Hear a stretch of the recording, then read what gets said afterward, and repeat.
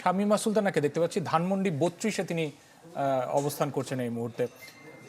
শামীমা, জানাবেন যে গতকালকে বিক্ষুব্ধ জনতার একটি অংশ আমরা লক্ষ্য করেছি ধানমন্ডি 32-এ বুলডোজার নিয়ে হাজির হয়েছে এবং সেখানে ভাঙচুরও চালিয়েছে। আজকে এখন পর্যন্ত আপনার চোখে কোনো জনসমাগম লক্ষ্য করেছেন কিনা, বিশেষ করে, এবং আইন শৃঙ্খলা বাহিনীর কোনো তৎপরতা আপনার চোখে পড়েছে কিনা?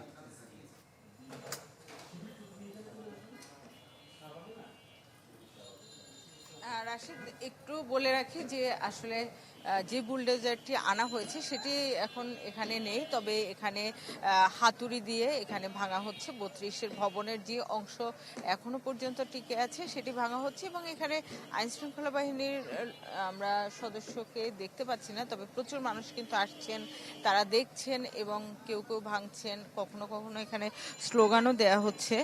তো সেই একই কর্মকাণ্ড কিন্তু গতকালকে রাতে যেটি শুরু হয়েছে সেটি চলছে আর কি, ধাপে ধাপে চলছে এবং প্রচুর মানুষ কিন্তু আসছে। আসলে জনসমাগম বলতে যেটি বোঝায় সেটি প্রচুর আছে, প্রচুর মানুষ কেউ আসছেন, কেউ নতুন করে আসছেন, কেউ এসে চলে যাচ্ছেন, দেখে এরকম অবস্থা চলছে। এবং এখানে একটি জায়গায় আবার এই যে ভাঙা যে ইট সুরকির অংশ সেটি দিয়ে ওসমান হাদির নাম লেখা হয়েছে এবং এই যে তাদের যে ক্ষোভ এবং এই যে হাদি হত্যার বিরুদ্ধে যে প্রতিবাদ, সেই প্রতিবাদের অংশ হিসেবে তারা এটি করেছেন এবং সেটি এখানে দেখা যাচ্ছে। এখনো অনেকে আসছেন, এটি দেখছেন এবং কেউ কেউ ছবিও তুলছেন। আর একটু বিষয় বলে রাখি যে এবারে যে শুধু ভাঙা হচ্ছে তা না, 32 নম্বর কিন্তু 5 আগস্টের পরে এর আগেও ভাঙা হয়েছিল, এর আগেও 2 দফায় এখানে এই ভাঙচুর কার্যক্রম চলে, 1 দফায় আগুন দেওয়া হয়েছিল আর একবার, এবং এখন কিন্তু 3য় দফায় আবার এটি ভাঙা চলছে।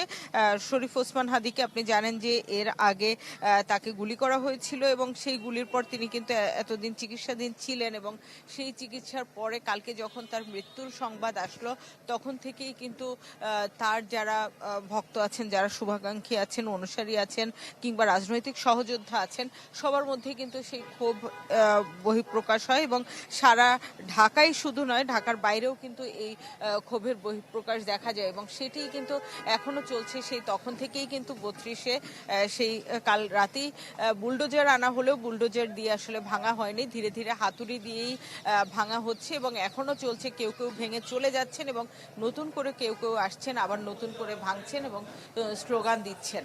জি, অসংখ্য ধন্যবাদ আপনাকে শামীমা সুলতানা, আমাদের সঙ্গেই থাকুন। আপনার আগে আশরাফুল আলম আকাশ আমাদের সঙ্গে এখান থেকে সারাদিন ধরে ছিলেন এবং তিনিও বলছিলেন যে আইন শৃঙ্খলা রক্ষাকারী বাহিনীর তেমন কোনো উপস্থিতি তিনি সেখানে দেখতে পাননি।